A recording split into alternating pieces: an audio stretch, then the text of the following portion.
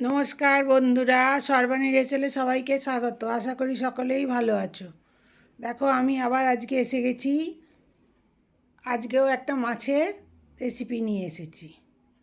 এটাকে মাছের ফ্রাইও বলতে পারো, তন্দুরিও বলতে পারো।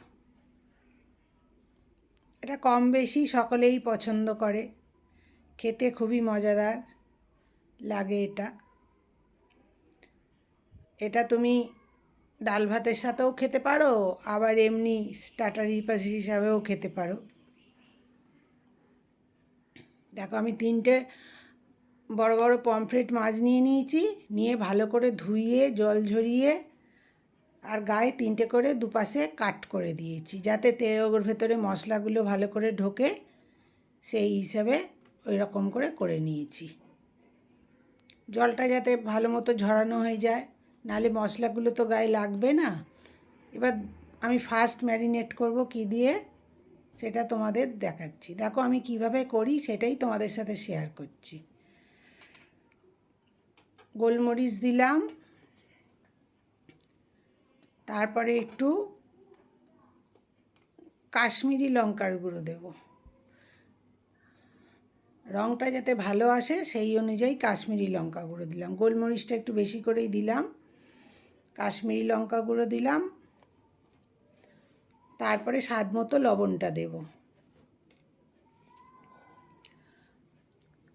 স্বাদ মতো লবণ দিয়ে তারপরে একটু লেবুর রস দিয়ে ওটা ভালো করে মাখিয়ে নিয়ে ম্যারিনেট করে রাখতে হবে। 10 মিনিটের মতো রাখলেই হবে।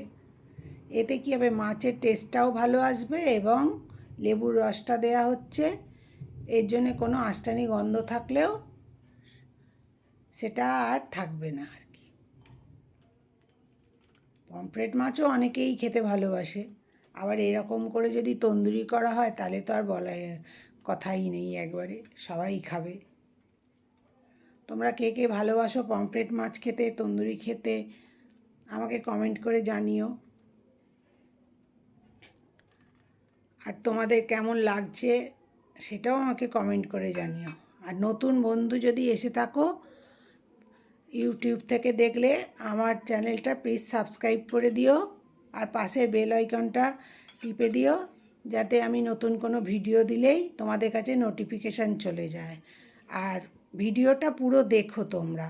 সব বন্ধুদেরই বলছি, নতুন বন্ধু বলো, পুরনো বন্ধু যারা আমার সাথে আগে থেকেই রয়েছো আমার পাশে, তাদের সকলকেই বলছি আমার ভিডিওগুলো একটু পুরো দেখো, দেখে কমেন্ট করে জানিও। দেখো, আমি নিলাম 3 চামচে টক দই নিলাম। টক দইটাও একটু জল ঝরিয়ে নিয়েছি। তারপরে তার মধ্যে 2 চামচে ধনে জিরে গুঁড়ো দিলাম, ভাজা মশলার গুঁড়ো 1 চামচে দিলাম, হলুদ দিলাম অল্প করে, আবার কাশ্মীরি লঙ্কা গুঁড়ো দিলাম, আর আদা রসুন বাটা। আর এটাতে একটু বিট লবণ দিতেই হবে, বিট লবণ দিলাম। আর তারপরে নর্মাল লবণ অল্প দেব, কেন একবার তো লবণ দিয়ে ম্যারিনেট করাই আছে, সেই বুঝে এটা দিতে হবে। আর একটা জিনিস তোমাদের ভিডিওতে দেখানো হয়নি, এর মধ্যে অল্প তেলও দিয়েছিলাম। তেলটা আর দেখানো হয়নি, একটু অল্প সর্ষের তেল দিয়ে দেবে। দিয়ে তারপরে এটা আবার সেকেন্ড ম্যারিনেট করে রেখে দিতে হবে। এই ম্যারিনেটটা ধরো 1 ঘন্টা, এবার হাতে সময় না থাকলে আধ ঘন্টা রাখলেও হবে। করে ঢাকা দিয়ে এমনি ফ্রিজে রাখতে হবে না, বাইরেই কিচেন কাউন্টারের পাশেই চাপা দিয়ে রেখে দিতে হবে। এবার এটাকে ভালো করে মশলাগুলোকে মাখাতে হবে। বেশ কেটে দিয়েছি যে জায়গাগুলো, সেইগুলোতেও যাতে ভালো করে মশলা ঢুকে যায়, সেই অনুযায়ী ভালো করে মাখিয়ে এটাকে রেখে দিতে হবে।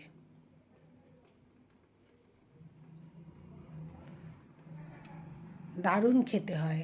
আমি করেছিলাম, আমার বাড়ির লোকের তো ভীষণ পছন্দ হয়েছে, বলছে দারুণ হয়েছে খেতে। তোমাদেরও যদি ভালো লাগে ভিডিও, তাহলে একদিন নিজেরা বাড়ি করতে করে খেও এবং আমাকে কমেন্ট করে জানিও যে আমি যেভাবে যে পদ্ধতিতে করলাম সেটা তোমরা করে খেয়ে তোমাদের ভালো লাগলো কি না আমাকে কমেন্ট করে জানিও। আর একটু লাইক শেয়ার কমেন্ট করো।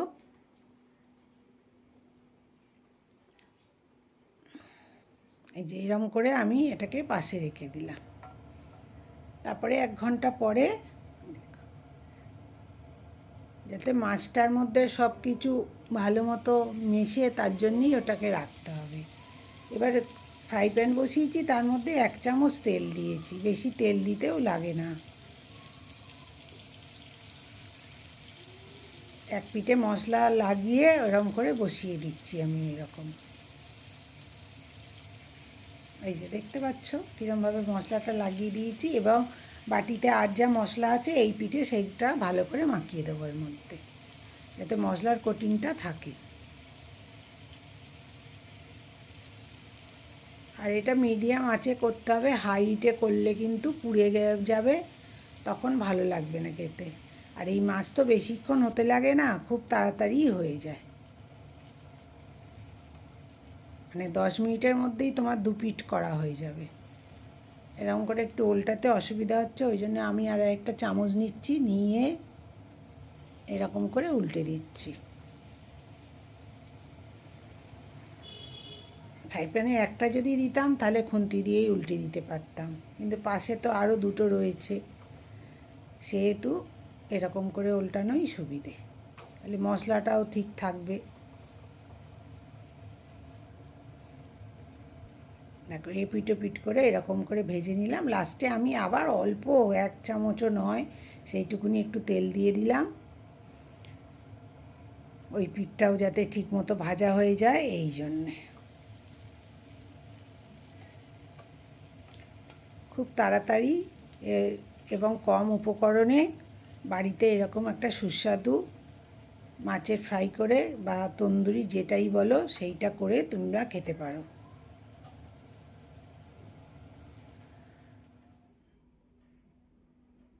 আশা করি আমার ভিডিও তোমাদের ভালো লেগেছে, আমার রান্নার পদ্ধতিও নিশ্চয়ই তোমাদের ভালো লেগেছে।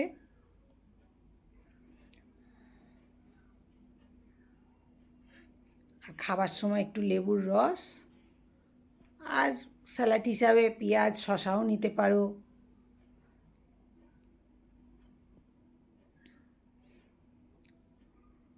নিয়ে এবার সস টস অতটা ভাল লাগবে না, কেন এর মধ্যে তো সব রকম মশলা রয়েছে, কিন্তু যে পছন্দ করে সে খেতে পারে।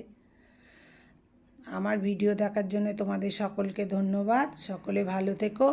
আবার আমি হাজির হয়ে যাব নতুন কোনো ভিডিও নিয়ে, তখন তোমাদের সাথে আবার আমার কথা হবে।